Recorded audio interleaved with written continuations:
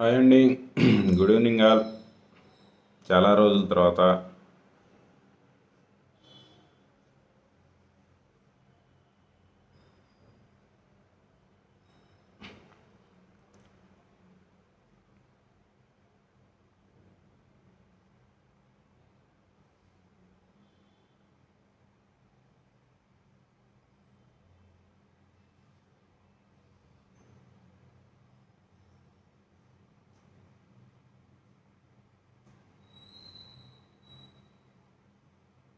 ఓకేనండి.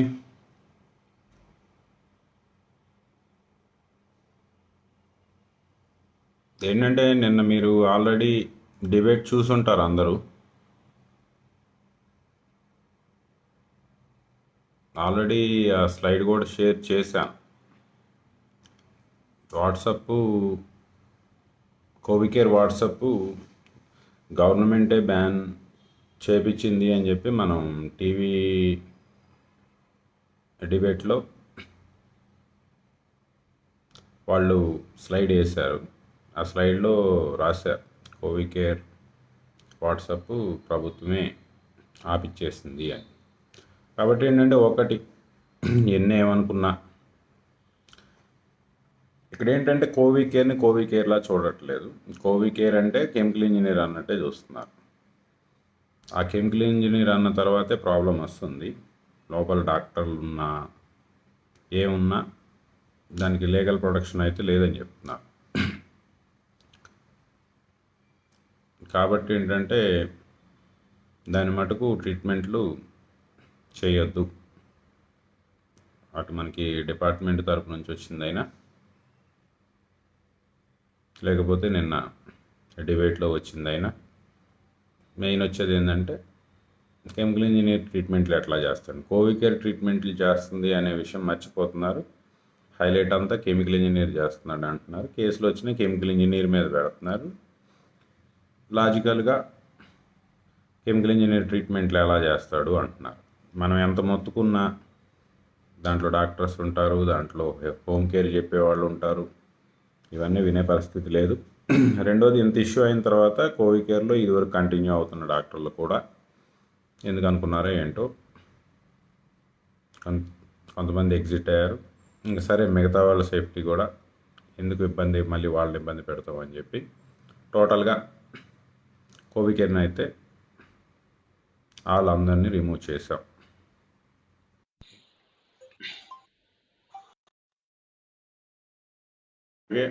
టెలిగ్రామ్ గ్రూపులు కూడా రిమూవ్ చేశాం.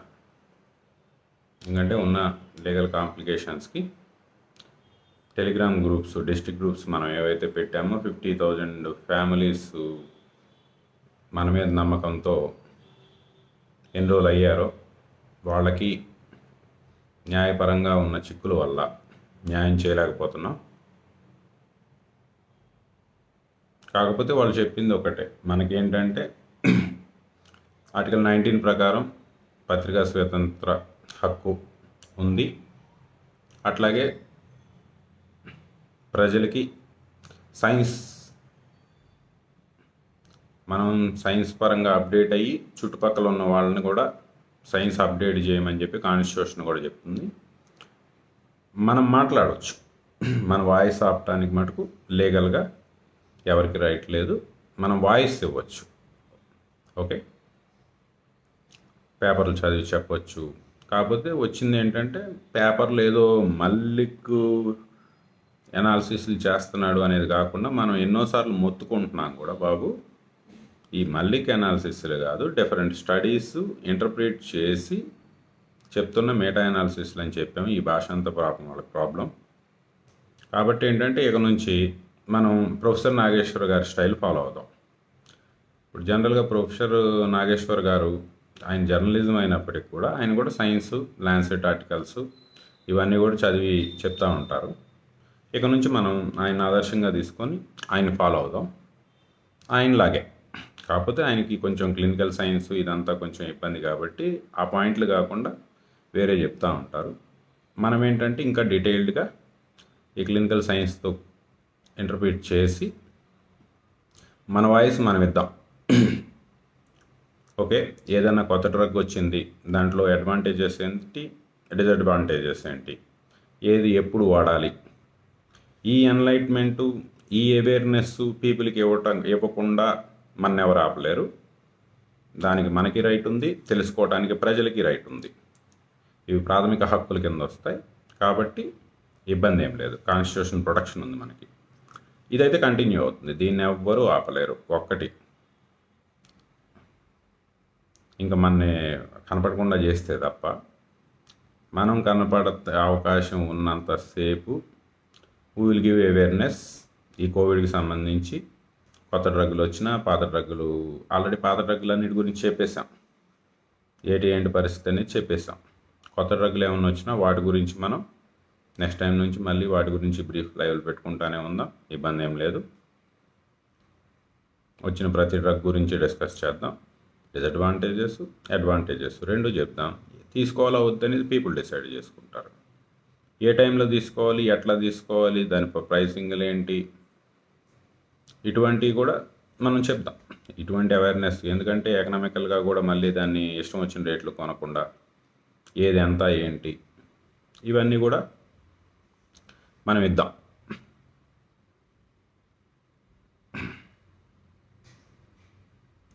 నెక్స్ట్ వచ్చేది ఏంటంటే, మరి ఇప్పుడు కోవికేర్ ఆపేస్తున్నాం కదా. కోవికేర్ ఆపేస్తే మరి ప్రజలకి ఎలా? మరి ఇంత కష్టపడి మేము ఏదో ఒకటి సర్వీస్ చేస్తాం సార్ అని చెప్పి ముందుకొచ్చిన వాళ్ళందరూ చాలా బాధపడుతున్నారు. సార్ నిన్నటిదాకా చాలా బిజీగా ఉన్నాం, ఇలా ఖాళీ అయిపోయాం,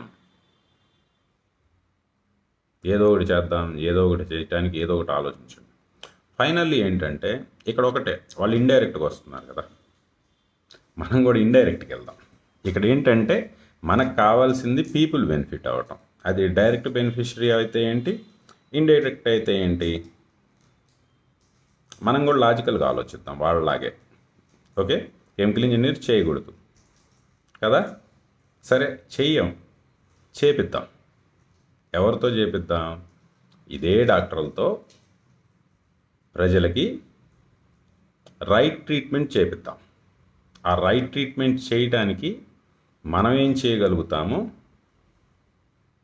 అది మనం చేద్దాం ఇక నుంచి. దానికోసం ఏంటంటే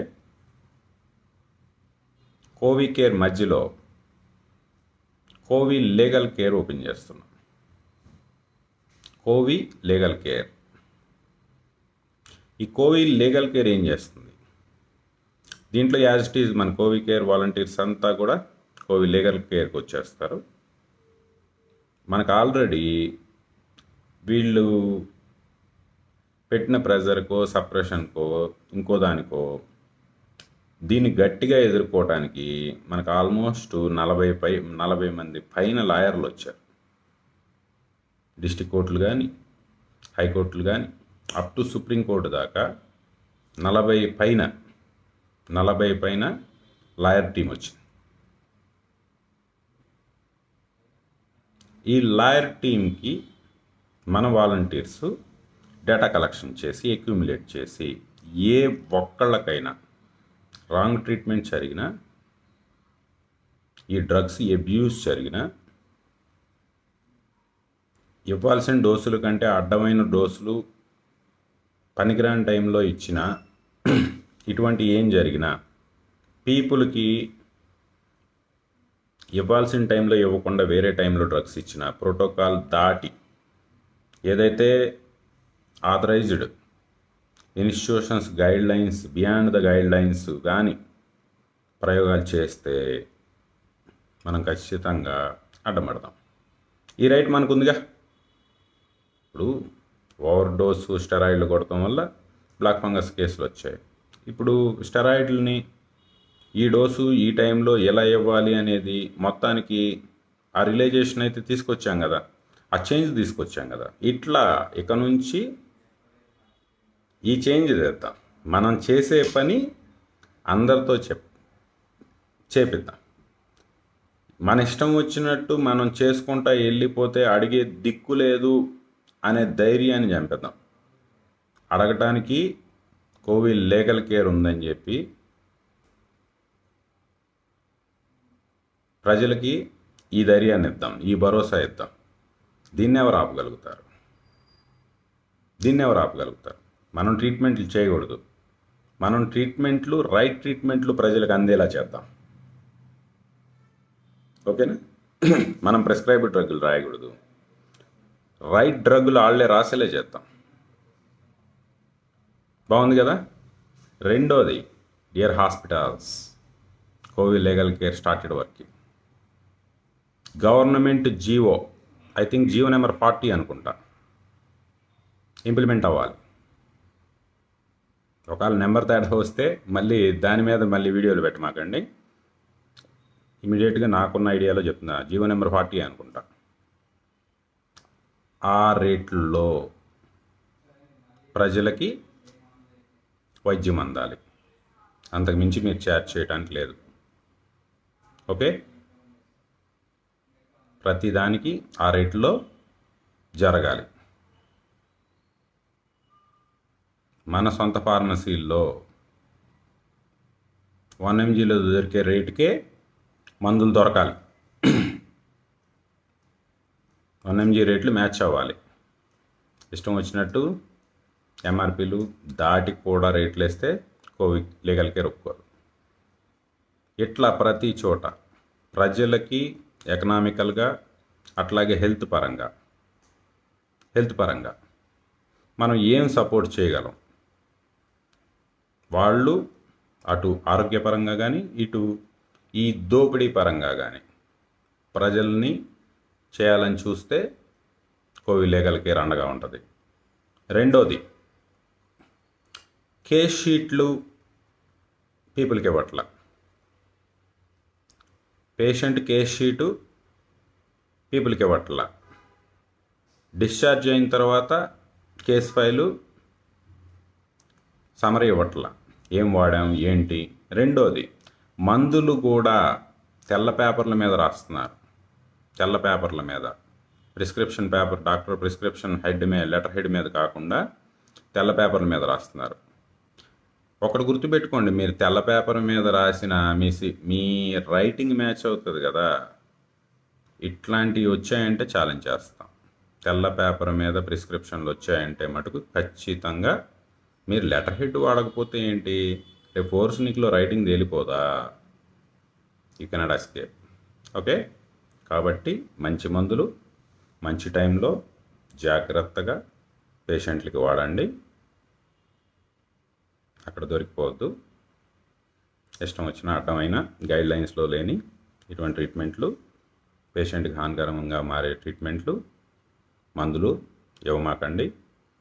డయాగ్నోస్ రిపోర్ట్లు ఇవ్వాలండి.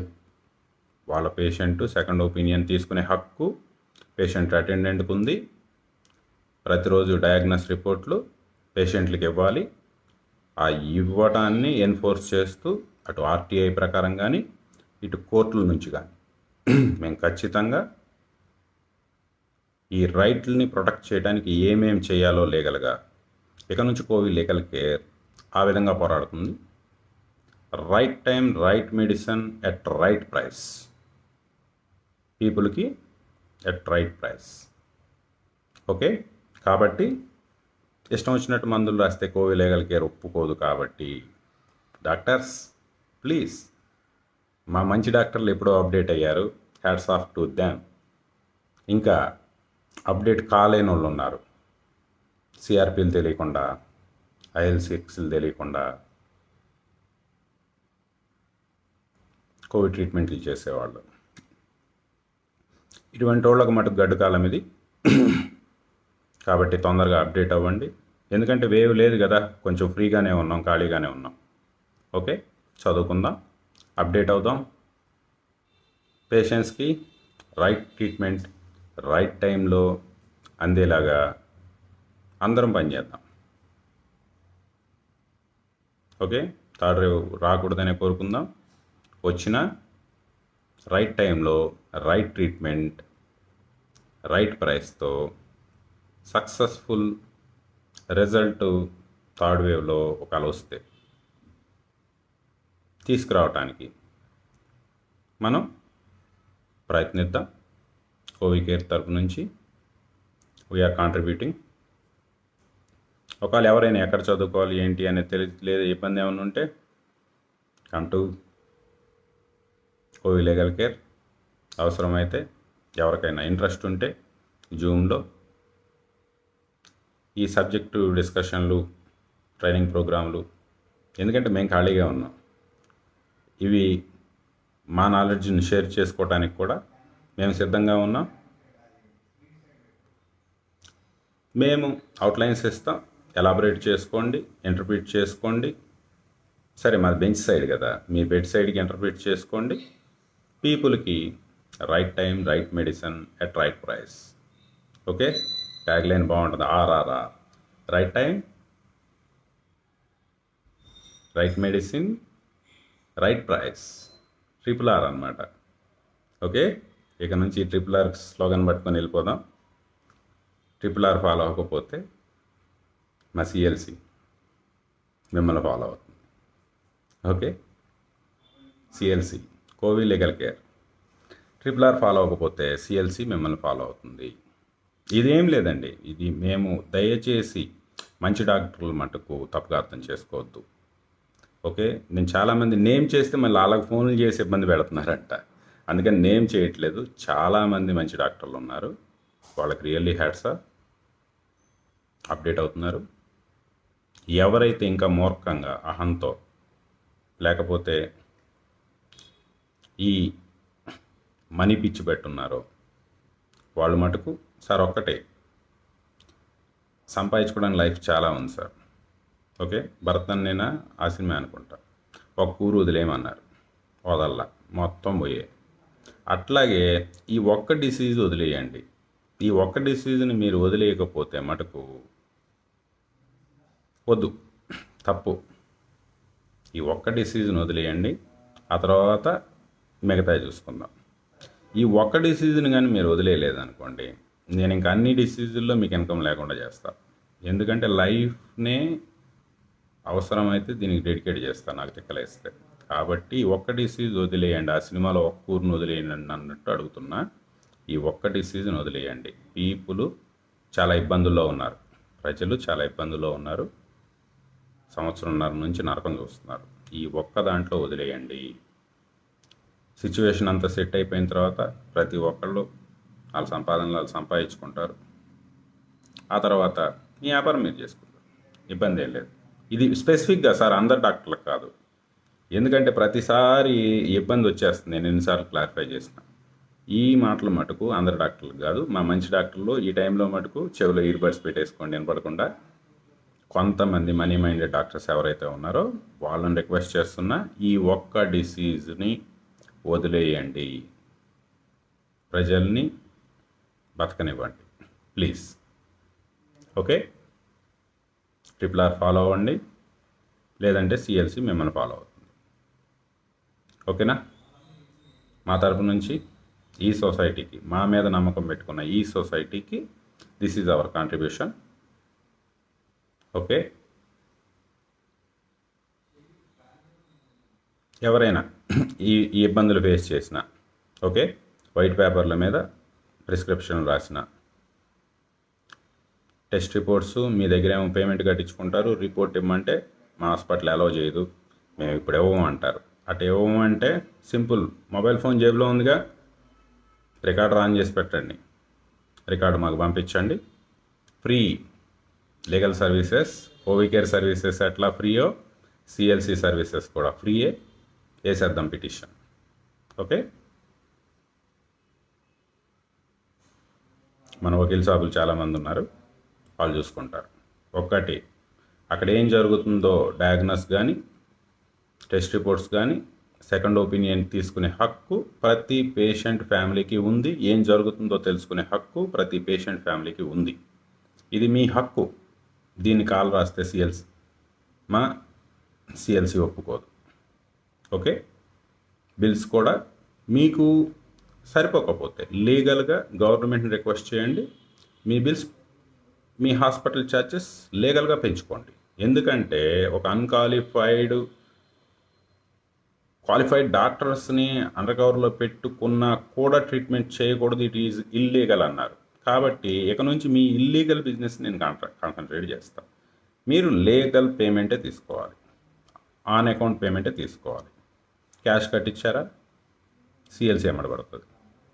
క్యాష్ అడిగారా అందరి దగ్గర మొబైల్ ఫోన్లు ఉంటాయి, మైక్రోఫోన్లు ఉంటాయి, గుర్తుపెట్టుకోండి. చాలా స్మార్ట్ అండి. పీపుల్ కూడా రూపాయి మిగులుతుందంటే చాలా స్మార్ట్. Be careful. కాకపోతే ఇప్పుడు దాకా ఇవన్నీ ఫైట్ ఎలా చేయాలో వాళ్ళకి తెలియదు. ఆ ఫైట్ కూడా మేము నేర్పించేస్తాం. ఓకే, RRR ఫాలో అవ్వండి, లేదంటే సిఎల్సి మిమ్మల్ని follow. Okay, thank you all.